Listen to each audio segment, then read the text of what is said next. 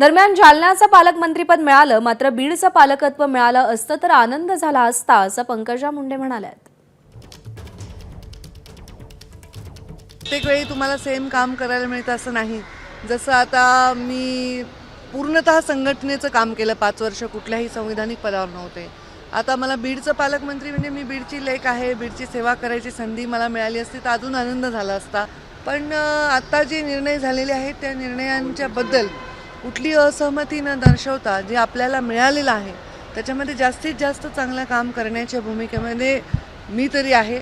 आणि जालन्यामध्ये काम करण्यासाठी बीडमध्ये मला डबल लक्ष द्यावं लागेल. आता बीडचं तर काही पालकमंत्री अजितदादा आहेच आहेत, पण संघटना आणि पक्ष आणि बीडचे कार्यकर्ते, बीडची जनता इतके वर्षाच्या सवयीने ती सांभाळत असताना अजितदादा सुद्धा आम्हाला पूर्ण सहकार्य करतील असा विश्वास आहे. एबीपी माझा, उघडा डोळे बघा नीट.